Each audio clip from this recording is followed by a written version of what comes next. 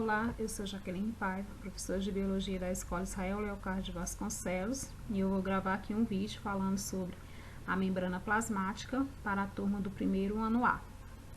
Bom, a membrana plasmática, ela também é chamada de membrana celular ou plasmalema, né? E a membrana plasmática, ela constitui, né, uma das principais partes das células presente em todos os seres vivos, desde seres vivos mais simples a seres vivos, né, mais complexos. Então, inclui bactérias, protozoários, algas, fungos, plantas e animais. Todos esses seres vivos vão possuir em suas células, né, membrana plasmática. E a membrana plasmática também, ela corresponde a uma estrutura, né, muito fina, a uma estrutura de pequena espessura, cerca de 5 até 7,5 nanômetro, que só consegue ser visualizada com o auxílio de um microscópio eletrônico. Bom, nessa imagem nós estamos vendo aqui, né, a membrana plasmática, aonde a gente percebe que ela é formada por uma bicamada de fosfolipídio, ou seja, aqui é uma camada e essa daqui é outra camada. A membrana plasmática, ela é tida como lipoproteica. Isso significa que ela possui, né, na sua constituição química, uma grande quantidade de lipídios e proteínas. E os principais lipídios que constituem a membrana plasmática vai ser os fosfolipídios, né? E esses fosfolipídios, eles se organizam aí formando duas camadas, como a gente vê. Tá aqui uma camada e tá aqui a outra camada, que a gente chama de bicamada de fosfolipídio. Então, a membrana plasmática, né, ela vai ter essa bicamada de fosfolipídio e essas proteínas aqui aderidas. Ela tem outros compostos? Tem, mas os principais são esses, né? Fosfolipídios e proteínas. Ela vai ter como função, né, isolar o meio extracelular do meio intracelular, ou seja, né, ela delimita aí a célula, né? E também ela tem aí como, né, função semipermeável, né? Essa membrana plasmática, ela permite, né, que determinadas substâncias, de acordo com o tamanho dessas substâncias, possam passar por essa membrana plasmática. Ela também vai ter função de permeabilidade seletiva. O que é isso? Ela seleciona o que entra para dentro da célula e o que sai de dentro da célula para fora. Essa seleção dessas moléculas, né, vai se dar aí por meio da natureza química dessas moléculas. Então, vai chamar de permeabilidade seletiva. Então, a membrana plasmática, ela tem uma função muito importante de manter, né, a composição da célula constante, né, de manter ali a quantidade, né, de moléculas, né, tanto no meio interno da célula como, né, digamos assim, no meio externo à célula. Em 1972, dois cientistas, o Singer e o Nicholson, eles, né, representaram a membrana plasmática por meio de um modelo que é chamado de modelo mosaico fluido, né? E esses cientistas, eles compararam a membrana plasmática a um jogo de quebra-cabeça, que é mosaico, porque a membrana plasmática, ela é formada, como eu já falei, por uma bicamada de fosfolipídio e vai ter várias proteínas, né, inseridas nessa bicamada. Então, ele associou essas proteínas como se fosse, né, ali as peças desse quebra-cabeça, aonde cada proteína tem um local específico de encaixe nessa bicamada de fosfolipídio. E fluido, porque eles perceberam que os lipídios que constituem a membrana plasmática, eles são lipídios insaturados, lipídios que se encontram aí em várias temperaturas aí, né, no estado líquido, né? E daí essa condição, né, desses lipídios estarem no estado líquido permite que a membrana plasmática ela faça, né, pequenos movimentos, né? Então, né, essa bicamada de fosfolipídio, ela consegue, né, se mover juntamente aí com essas proteínas que estão, né, inseridas nela.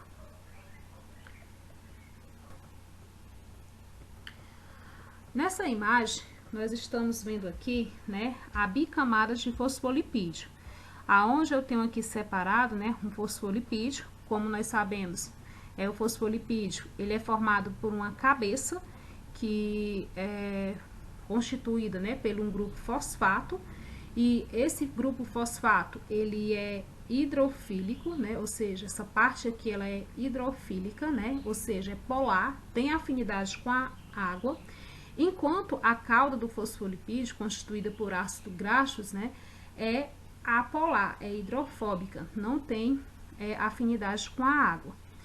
Assim, né, esses fosfolipídios, a gente considera que ele seja, né, uma substância, no caso aí, né, anfipáticas, que são substâncias, né, que têm caráter tanto polar como apolar.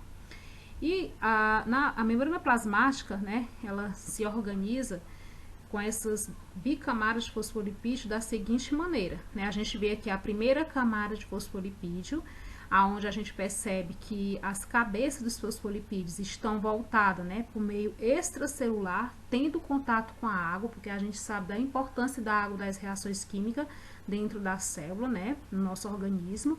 Então, essas cabeças dos fosfolipídios, elas estão em contato com a água no meio extracelular, né? Já nessa outra camada de fosfolipídio, do mesmo jeito, as cabeças, né, desses fosfolipídios estão em contato com a água, interagindo com a água no meio, né, intracelular. E as caudas, elas se organizam voltadas uma para a outra, né, fazendo com que não fique aí, né, interagindo com a água, já que elas são hidrofóbicas, né? Elas não possuem afinidade com a água, tendo aí pouca interação com a água.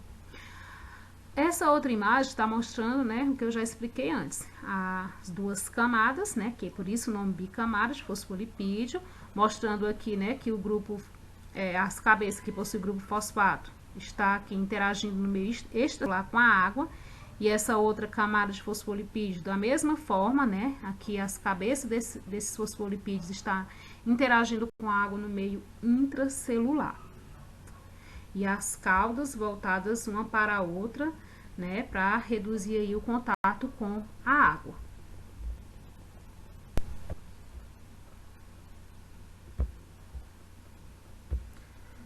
Bom, na membrana plasmática nós vamos ter vários tipos, né, de proteínas, como eu já falei antes, né, inseridas nessa bicamada de fosfolipídio. Então, né, nós temos aí mais de 50 tipos de proteínas diferentes e também com funções diferentes. Então, eu tenho uma proteína com função, né, de receptora, proteína de reconhecimento, proteína com função carreadora, né? Então, existe várias proteínas com várias funções. E as proteínas nessa imagem, elas estão representadas por essas figuras, né, de coloração roxa. E na membrana plasmática nós vamos ter aí dois grupos de proteínas, que são as proteínas periféricas, né, e as proteínas integrais. As proteínas periféricas, como o próprio nome já diz, são proteínas, né, que estão na periferia, né, da membrana plasmática. Ou seja, elas estão tendo contato direto com a cabeça dos fosfolipídios, né, que são polar. Essas proteínas periféricas, elas também são chamadas, né, de proteínas, né, extrínsecas. E como eu já falei antes, elas podem estar tanto no meio intracelular, em contato, né, com a cabeça dos fosfolipídios, como também no meio, né, extracelular aqui, né, em cima aqui da membrana plasmática, tendo contato com essas cabeças dos fosfolipídios. Já as proteínas integrais também são chamadas de proteínas, né, intrínsecas. E elas são proteínas que têm contato com a cauda dos fosfolipídios, ou seja, tem contato com os ácidos graxos, né, que formam os fosfolipídios. Então, como a gente vê aqui, né, tá aqui um exemplo de proteína integral. E essas proteínas integrais também, elas podem também ser classificadas em proteínas integrais transmembrana, que são proteínas que elas conseguem, né, percorrer, se adentrar, né, por toda a espessura da camada, né, de fosfolipídio, como a gente vê aqui nessa imagem. Essas duas proteínas aqui, elas são proteínas, né, consideradas proteínas integrais transmembranas, porque elas se adentram aqui em todo o comprimento, né, da espessura aí da membrana plasmática, né. E nós temos, além das proteínas, né, aqui também nós temos colesterol. O colesterol, ele tem a função de dar estabilidade térmica à membrana plasmática, né, fazendo com que os lipídios aqui presentes na membrana plasmática, eles se encontrem, né, no estado líquido, até mesmo, né, em temperaturas baixas. Falando aqui sobre um pouco, né, da importância dessas proteínas que compõem a membrana plasmática, a gente tem, podemos citar aqui o caso, né, de uma população dos pigmeus africanos, que são uma população que vive, né, na África meridional. Essas pessoas, elas possuem uma baixa estatura, exatamente porque foi diagnosticado que elas, né, não possuem, né, um tipo específico de proteínas que possui receptores, essas proteínas, que se ligam ao hormônio do crescimento, para poder, no caso, esse hormônio ser absorvido pela célula. Então, essas pessoas possuem baixa estatura exatamente por isso, porque elas não possuem, né, esse grupo de proteínas presente aí na membrana plasmática, que possui receptores que se ligam ao hormônio do crescimento. Um outro exemplo também é o caso do diabetes mellitus, né, que é o diabetes tipo 2. As pessoas que são portadoras dessa doença, elas, né, elas vão ter poucas proteínas na membrana plasmática com receptores, né, que se ligam à insulina. Então, devido a isso, né, a glicose, ela não é absorvida pela célula, e com isso fica uma grande quantidade de glicose no sangue e a pessoa desenvolve, né, o diabetes mellitus. Então, é exatamente devido a essa questão, devido a ela possuir poucas proteínas com receptores que se ligam, né, à insulina. E essas proteínas estão aí presentes na membrana plasmática. Nessa outra imagem, nós iremos, né, também continuar mostrando as proteínas que estão presentes na membrana plasmática. Essas proteínas aqui, elas são proteínas que vão permitir, né, aí a passagem de determinadas moléculas, porque como nós sabemos, na membrana plasmática, né, ocorre aí a passagem, né, de moléculas. Um exemplo disso, né, são moléculas, como a gente já falou, moléculas pequenas, passam livremente pela membrana plasmática, como a questão dos gases, né, do gás oxigênio, do gás carbônico, de alguns ácidos graxos, né, a questão também de moléculas como o glicerol também consegue passar pela membrana plasmática, né, também a questão do etanol, né, do glicerol, são todas substâncias pequenas, né, que conseguem passar pela membrana plasmática, mas existem outras substâncias que não. Essas outras substâncias, a gente vai ver, né, que nós vamos ter proteínas, né, que são chamadas proteínas de canal, que elas possuem um canal onde passam determinadas moléculas. E daí, essas proteínas de canal, quando passam essas moléculas por esse canal, elas não mudam de conformação, né? Elas ficam, digamos, do mesmo formato. Já outro grupo de proteínas, que são proteínas, né, carreadoras, ou também chamadas, né, de proteínas permeases, elas, né, possuem sítio ativos que se ligam com determinadas moléculas específicas, permitindo a passagem dessas moléculas, né, por meio intracelular ou por meio extracelular, e daí elas mudam, né, de conformação durante a passagem dessas substâncias, né? Ela muda aí, digamos, o formato dela, né, para poder fazer o transporte dessas moléculas. Agora nós vamos falar sobre os envoltórios externos à membrana plasmática. Como o próprio nome diz, envoltórios externos que está, né, acima da membrana plasmática. E um exemplo disso a gente pode citar o glicocálice, né, e a parede celular. Nessa imagem nós estamos vendo aqui o glicocálice, né, que está aqui acima da membrana plasmática, e aqui nós estamos vendo a parede celular também, que está acima da membrana plasmática das células vegetais. O glicocálice. O glicocálice, ele é um composto, como eu já falei, que está aí, né, presente acima da membrana plasmática, e ele está presente em células, né, de animais, né, ou seja, ele está presente aí, né, na membrana plasmática de células de animais, e ele vai ter aí, né, várias funções. Uma das funções é revestir, né, a superfície das células, fazendo com que ocorra aí, né, proteção mecânica, né, para essa membrana plasmática. Ele também tem função de adesão, que permite, né, a essa célula, né, no caso, se aderir a outra, né, se ligar a outra.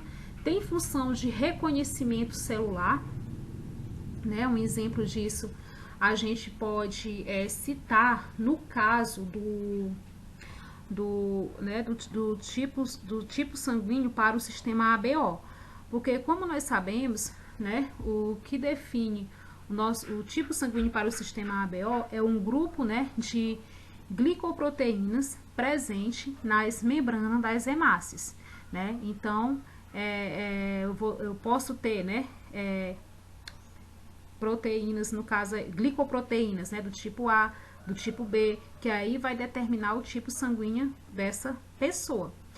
E também tem função, né, o glicocálice também pode ter função enzimática, né? Um exemplo disso é o glicocálice presente na membrana plasmática de células do nosso intestino delgado. Ele consegue, esse glicocálice, né, acumular determinadas enzimas, né, ali para poder fazer a digestão dos disacarídeos e de proteínas, né, que vão chegando aí através da alimentação para ocorrer rapidamente a digestão desses compostos e a célula absorver, né, rapidamente, né, esses nutrientes. O glicocálice, gente, ele corresponde aqui a essas estruturas, ó. Essas estruturas aqui que estão representadas, né, pelo glicocálice.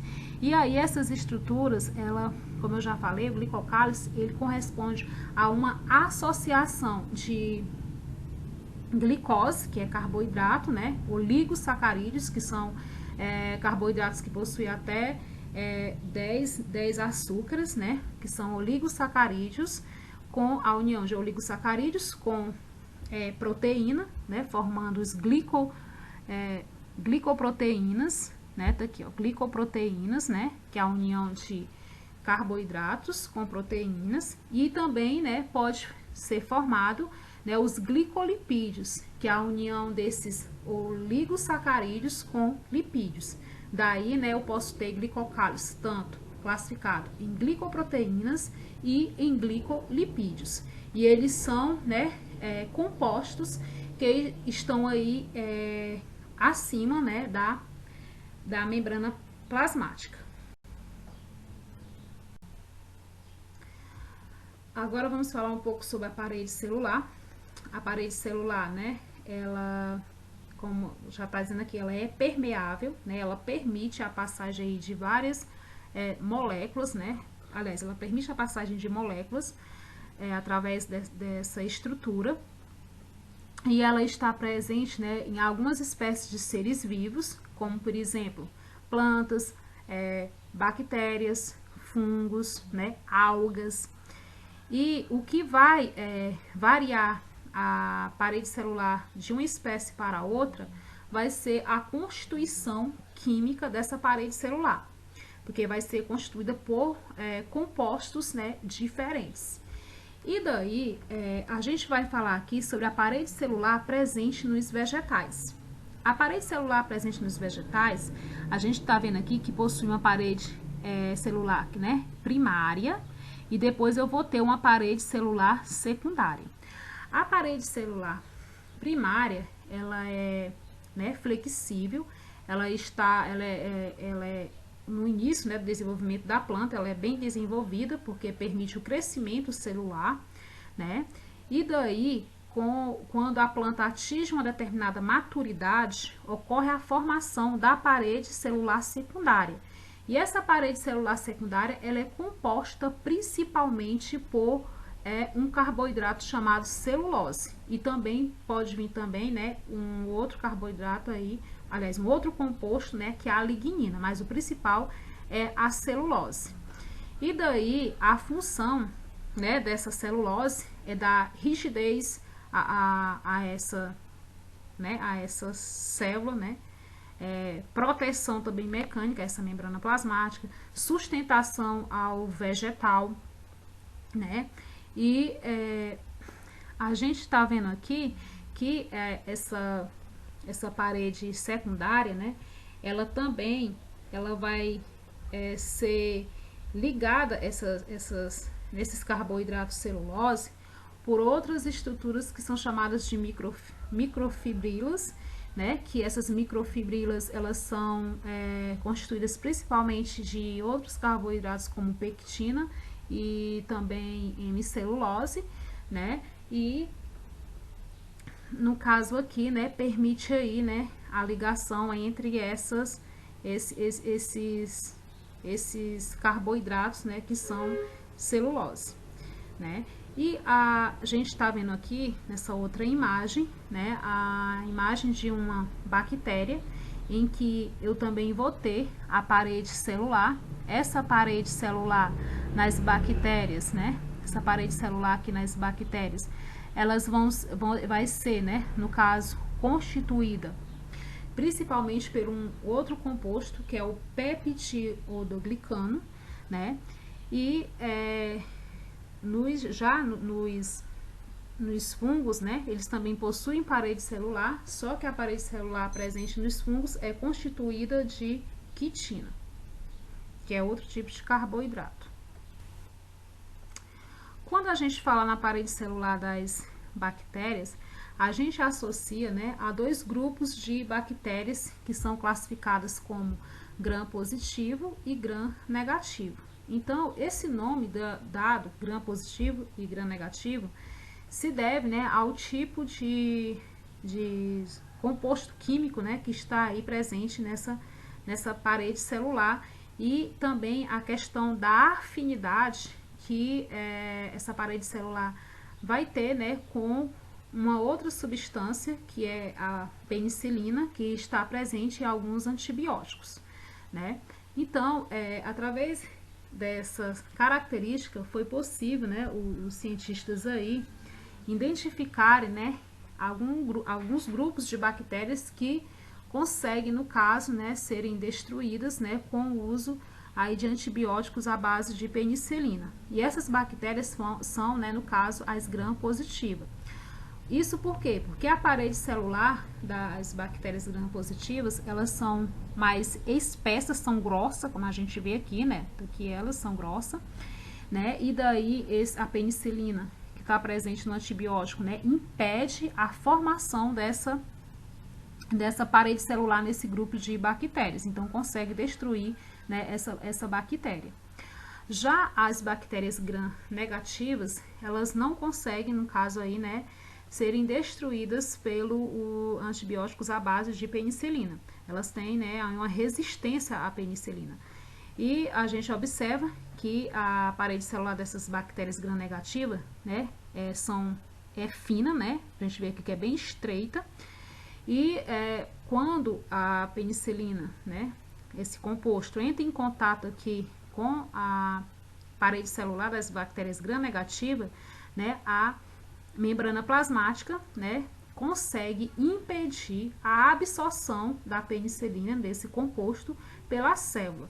Então, por isso, né, essas bactérias gram-negativas, elas se tornam resistentes, né, a esse tipo de antibióticos, né, à base de penicilina.